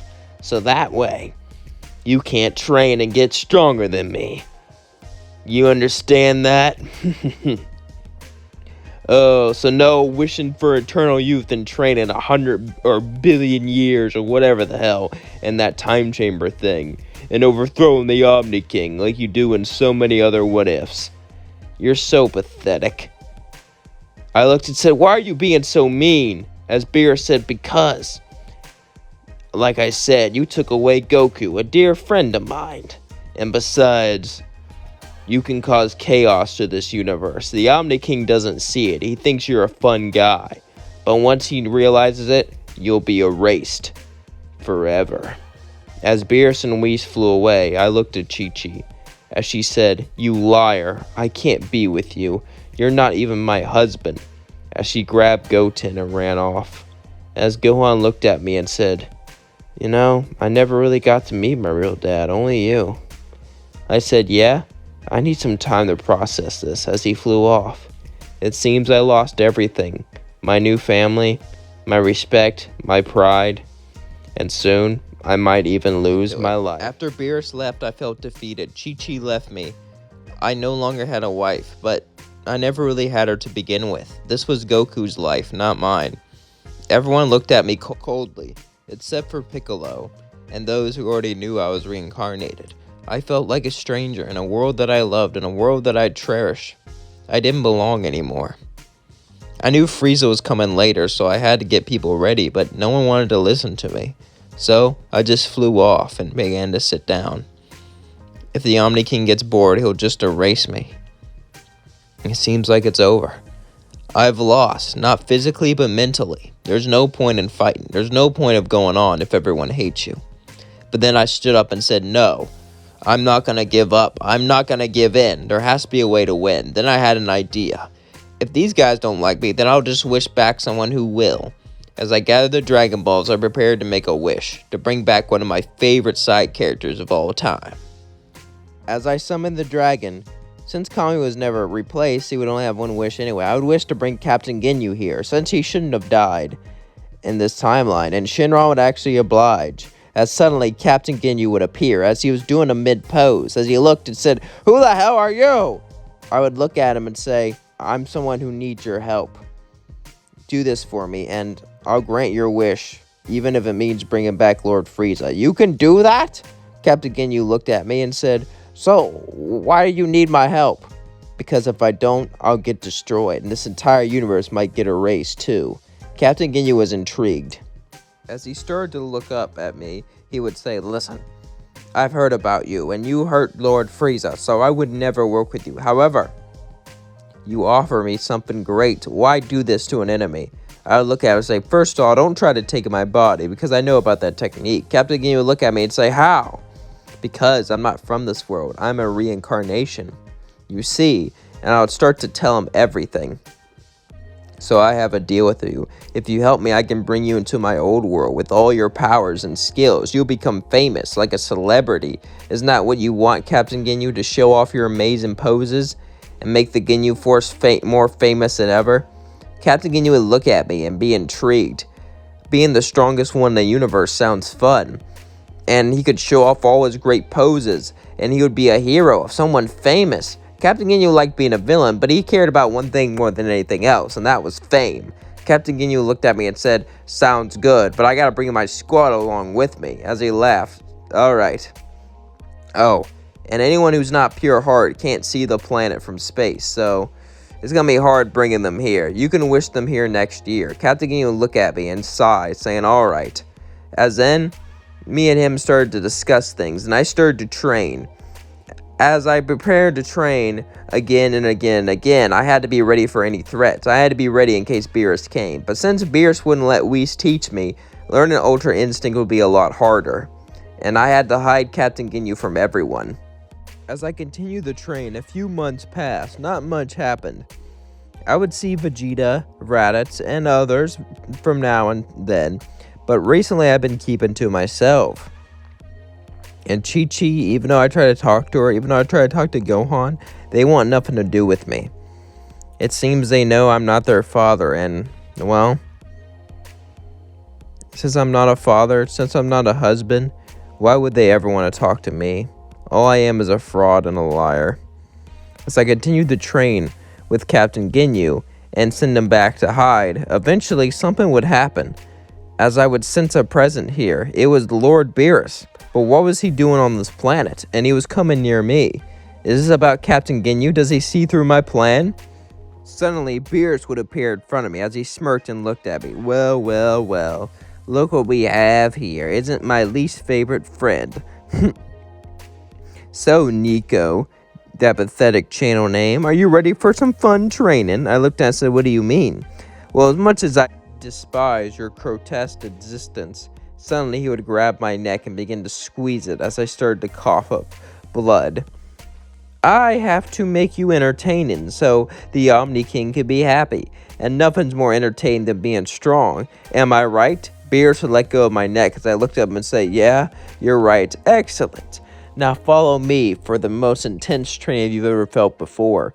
Suddenly, Beerus would grab me. As Beerus and Whis began to travel out throughout the universe, I was stuck. It was almost like I was being kidnapped, forced to train in ways I never trained before, just to become strong enough to entertain the Omni King.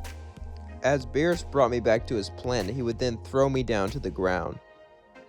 As I started to get up, I started to barely be able to breathe, until finally I could talk and breathe. As I looked at Beerus and said, what's that for? You know that if I die, I won't be entertained. And Beerus looked at me and said, shut up. The only reason I don't erase you is because of the Omni King. Besides, you need a test. So, I brought up someone 3 months ago. I went to Namek to bring back someone special. As I was shocked 3 months ago, that's how long it takes for Frieza to train. As I looked around and said, you wouldn't. Beerus laughed and said, oh, I would. True, I don't really like him, but I like him better than you. At least he admits who he really is. Suddenly, Frieza would walk out, and he would turn gold. And he's perfected his form, so don't try to hold out till his form runs out. You're gonna have to beat him through pure strength. Frieza would laugh and say, hello, monkey. Or should I not call you that, since you weren't a monkey to begin with? Either way, it'll be fun killing you. As I got up and turned blue, Frieza looked at me in his golden form. You know, Frieza, we don't have to do this. Frieza would say, can it, monkey? With you dead, I'll be the Omni King's new favorite, and I can use that for my advantage. Me and Frieza then began to battle each other. As I and Frieza continued the battle, Frieza's golden form was beautiful. It almost blinded me. And even though my blue form was able to keep up, Frieza wasn't going to run out of stamina. Frieza mastered his form, so I had to think of a plan. Even though I was stronger than Goku in this timeline because of my training, Frieza was stronger too because he trained a bit with Beerus. We were both even, neck and neck, as Frieza began to laugh. You know, as much as I hate to admit it, I've heard about the original monkey, and I heard he was a talented martial artist. You're nothing like that. You just rely on raw strength, just like me. We're not so different, are we? That's why I need to wipe you out, so no one can threaten my throne. I looked at Frieza and said, we don't have to do this. The only reason I killed you was because Frieza would say, shut up. I know you used to not be a monkey, but you're a monkey now, and I'll never work with a monkey. And you humiliated me. I am the Lord of the universe. I should never have to train. I should never have to get my hands soiled. But look at you, forcing me out there, forcing me to train, forcing me to soil my hands in dirt. You disgust me, monkey. Your entire race does. I don't care if you used to be human or not, because I will destroy you and that entire pathetic planet afterwards. As I started to charge the Kamehameha as one last attempt, I fired it at Frieza as Frieza fired a ki blast at me. Both of the beams hit each other as I went at it with everything I had, every single inch of power, every single inch of strength, as I continued to push myself further and further and further, everything I got. Ah! Ah!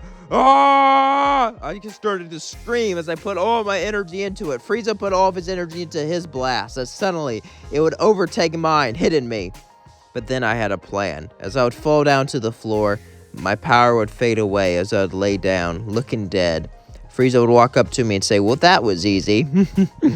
I did it, Beerus. I slaughtered the monkey, but suddenly I would stand up and turn blue, right as Frieza went out of his golden form, and I would blast a hole into his chest as he fell to the floor. I would smirk and say, "Originally, you were gonna trick Goku, pretend to be weak and helpless, and have him be shot with a blaster. So I decided to do the same thing. I would cough up blood as I walked to Frieza, and before he can do anything, I grabbed his head and ripped it clean off." Beerus would look at me and say, "You won by playing dirty, but you still won.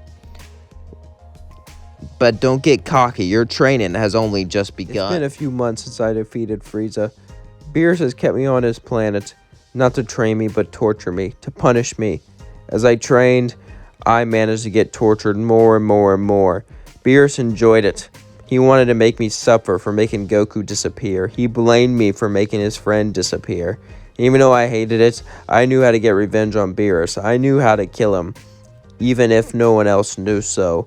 I would have to endure the pain, endure the suffering, endure the torture, until one day, Champa would show up. As Champa himself showed up, he would then start to look around.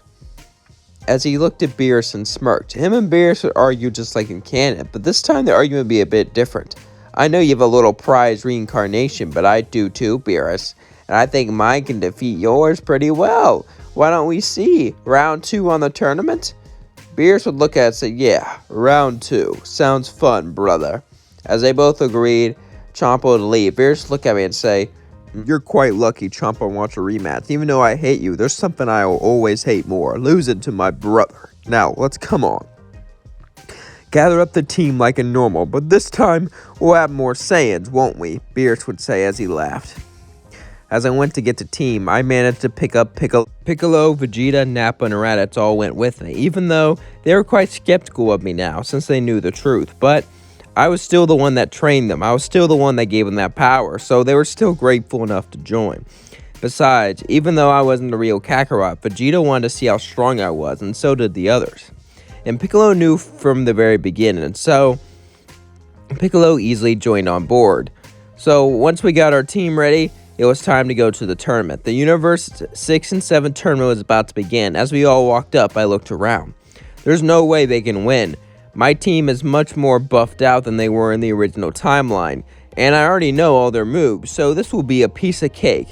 The first match was me versus Botamu. I would look at Botamu and smirk and say, "Listen, buddy, there's nothing you can do against me. I already know your whole absorption trick, so it's over." Botamu would jump down and say, "Do you now? Well, I have a special plan for that." Me and Botamu would begin to fight, and just like in canon, I would get towards him, trying to grab his legs, but he would jump away like he was expecting it. Botamu would say, "I know my legs is a weakness, so that's why I trained myself to be like a ball." As he started to roll around the ring, he rolled like a ball, trying to knock me off. And this actually shocked me, as I couldn't hit him because he would push back my attacks, and he was rolling around the ring. So there was not much I can do until I came up with an idea. I would blast the ring, and my Kamehameha would go through the ring and hit Botamu from the back, knocking him off. I would laugh and say, "Cool trick, but needs some work." The next match would be me versus Frost. As I expected Frost to cheat, this time Frost would smirk and say, "Let's just say you're not getting what you're expecting." I would say, "What do you mean?" Frost would then, "It's obvious, I'm a reincarnation too. But don't worry, I'm a good fan, just like you. To be honest, I was hoping for Vegeta, or maybe even Piccolo, since those two were my favorite. But Frost never would have guessed that. Oh well, you make it what you do, right? And Universe 6 is so different from Universe 7. But hey, if I'm with the main cast or not, it doesn't matter. At least I get to fly and do cool stuff." I would laugh and say, "Yeah, you're right." Frost would look at me and say, "Let's have a good, clean fight, since we never really got to see that between these two in the show. But I warn you, I've gotten quite strong in this form." I'd look at Frost and say, "Can you turn gold?" He would nod and say, "Yeah, it took a long time of training. And honestly, if you matched the Kaioken like in canon here, you probably could beat me. But let's see how this goes first." I would nod as me and Frost would battle each other in their first forms to try to feel each other out. Then Frost would go to his final form as I would go Super Saiyan. And as we fought each other, we actually started to have fun. Frost was a cool guy to hang out with. And I really liked this reincarnation. He was nice and cool and a fan nerd just like me. Unlike, Trunks, the psychopath reincarnation. We both started to enjoy each other's time together. As Cellus would say, just knock him off the ring already, annoyed. As I started to enjoy his final form, he started to enjoy my Super Saiyan form, as they seemed both even. As I looked at him and said, "Are you ready?" Frost would say, "Yeah." As I would turn to blue, he would turn gold. Our lights would light up the entire arena, as everyone watched in amazement. Well, everyone who wasn't on my team, at least. As we both got ready to fight, we started to battle each other. Gold versus blue, and we gave it every single thing we had. But believe it or not, Frost was actually stronger than me, and no matter what I did, I just couldn't win. Frost was almost pushing me off the edge until I had to try it. I had to try to mix Kaioken with blue form. It's the only way to do it.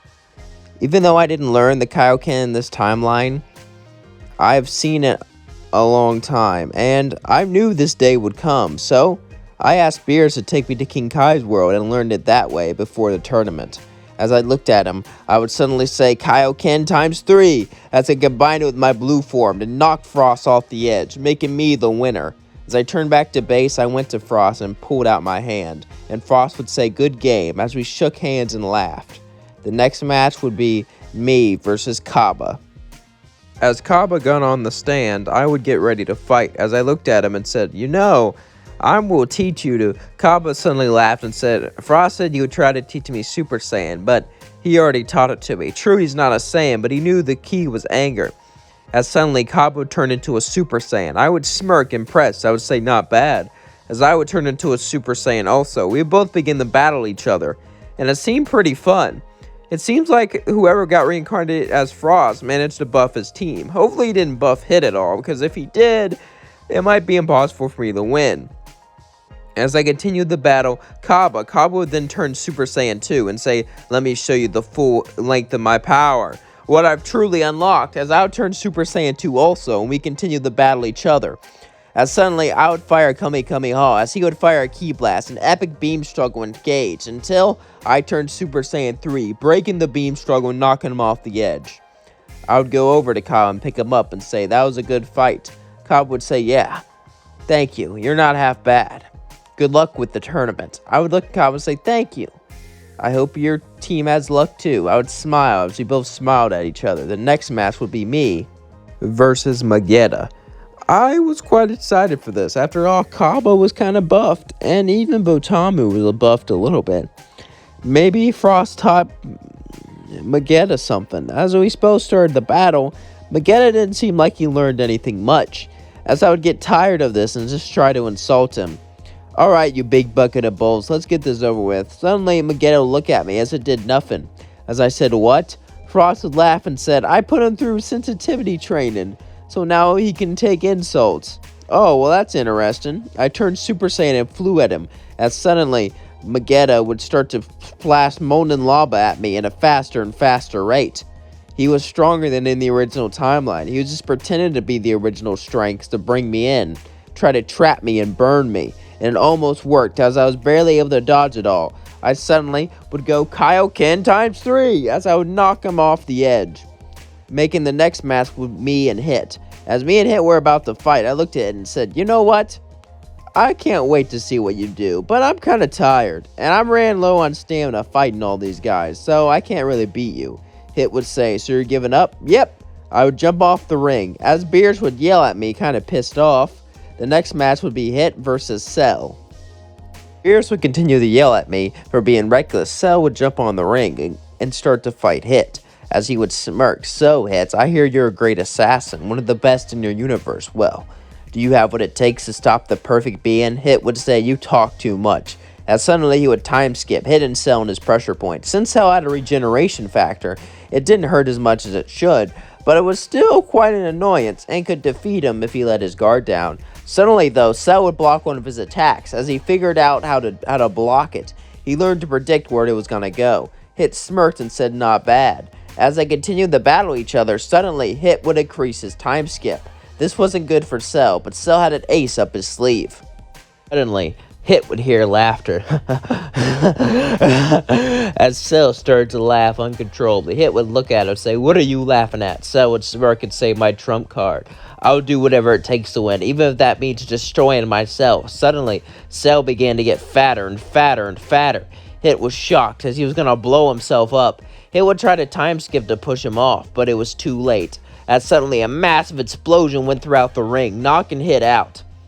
As Hit was knocked out, Cell would regenerate and be declared the winner. Hit would laugh and say, "That was a neat trick." Cell would say, "Yeah, but you wouldn't fall for that twice. Either way, it doesn't matter. I'm the winner."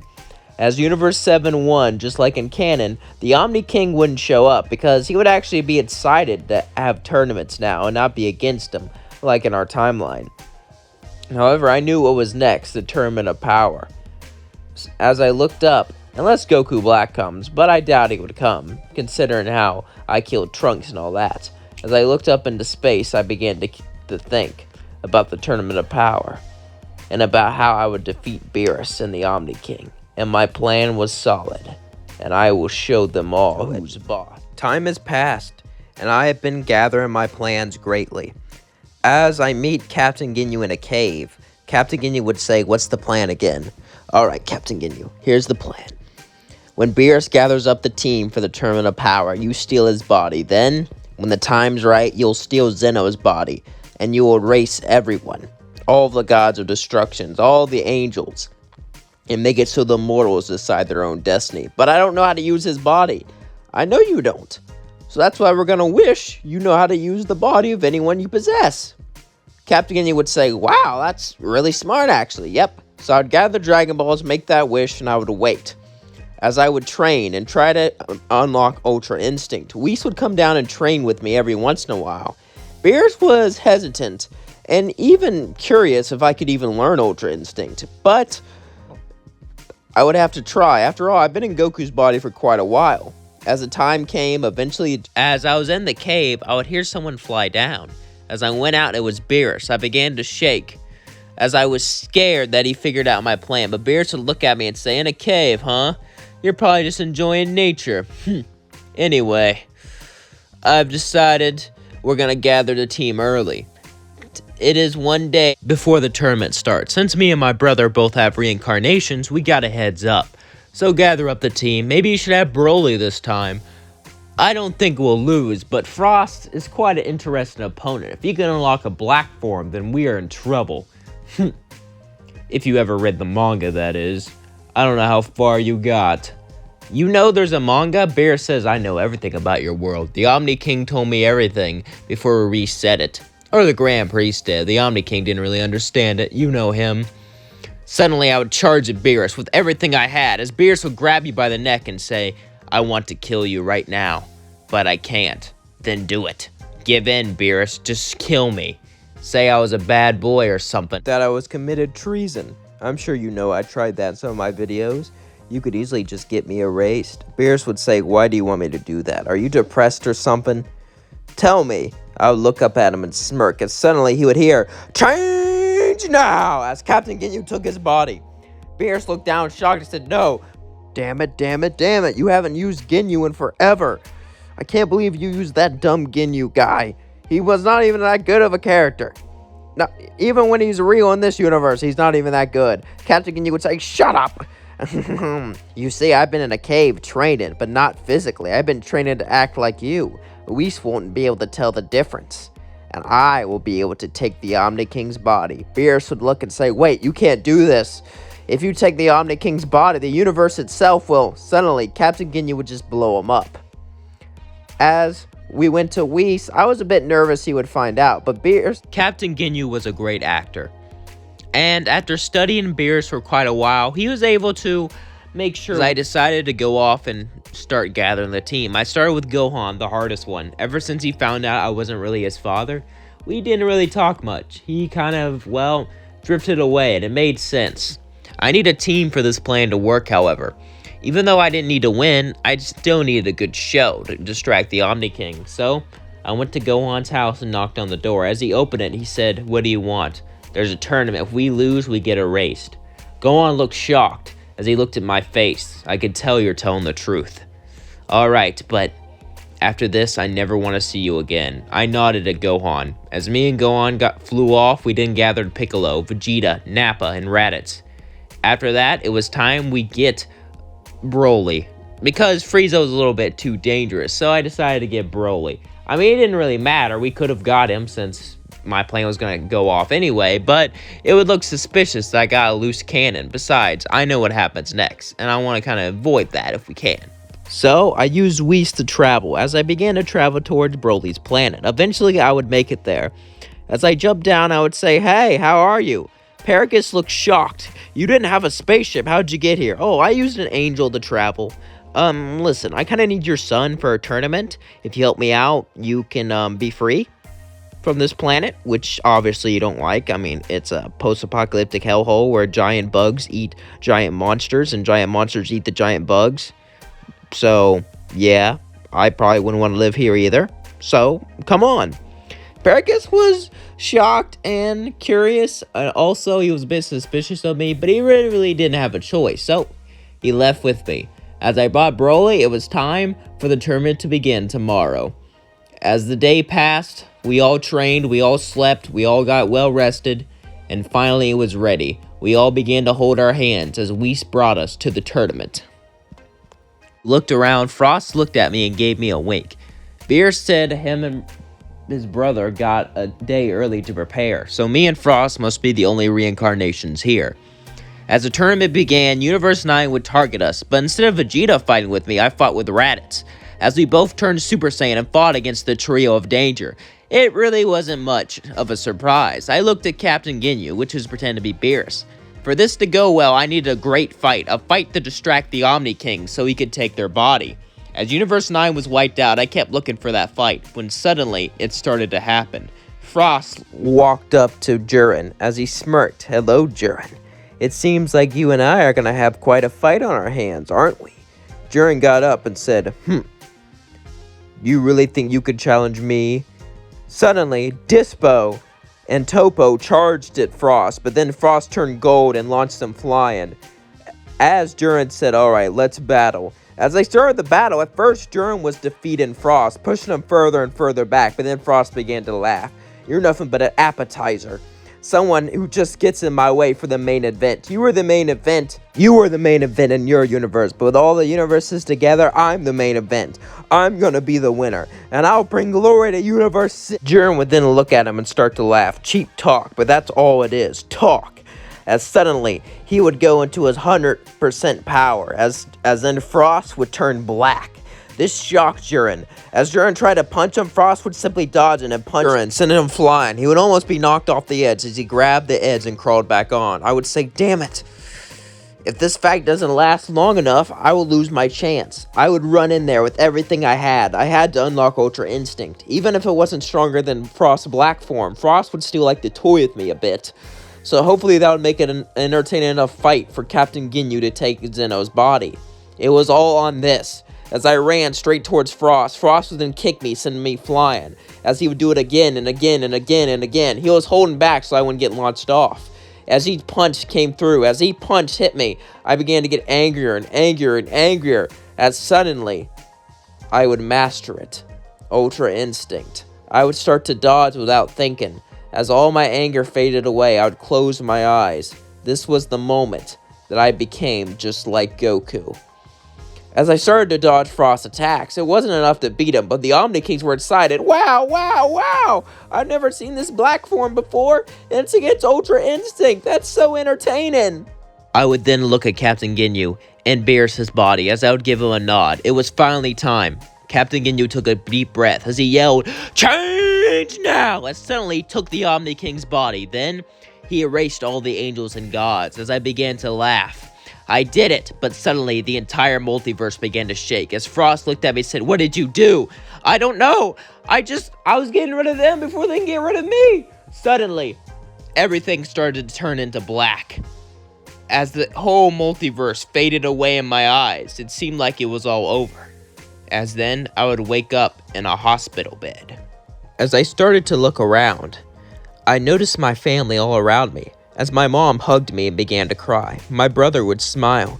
Even my dad was there, which was a surprise since mom and dad did split up. As I started to smile, I asked what happened. The doctor would say, "Well, you went into a coma when a car hit you. You were in here for a month."